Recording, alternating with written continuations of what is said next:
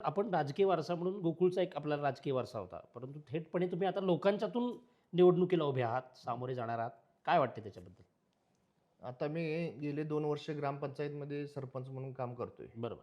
पण सरपंच म्हणून काम करत असताना मी बघितलंय हं. की निधीअभावी थोडंसं थांबावं लागतंय. हं. ही ग्रामपंचायतची तेवढी आर्थिक परिस्थिती बरोबर, नसते बरोबर. आणि आपल्याला निधी उपलब्ध करून घ्यायचा असेल हं. तर जिल्हा परिषद आणि पंचायत समितीच्या माध्यमातून बरोबर. तो उपलब्ध करावा लागतोय. हं.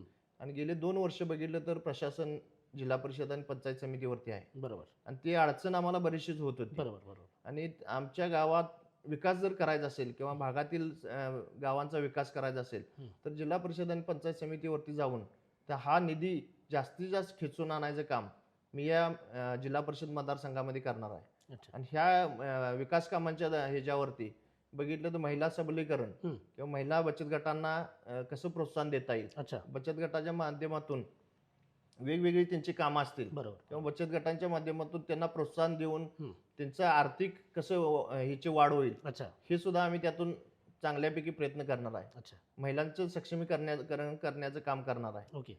आणि बघितलं तर घनकचरा व्यवस्थापन असेल हं. किंवा गावातील गटर्स किंवा ह्याचा विषय असेल, रस्त्यांचाही रस्त्यांचा प्रॉब्लेम विषय असतो. असेल हं. हं. किंवा गटर, रस्ता, लाईट बरोबर. ह्या मूलभूत गोष्टी आहेत ह्या पूर्ण करण्याचं सुद्धा काम बरोबर. ह्या माध्यमातून आम्ही करणार आहे. अशाच नवनवीन अपडेट्ससाठी डिजिटल कोल्हापूर चॅनेलला सबस्क्राईब करायला विसरू नका.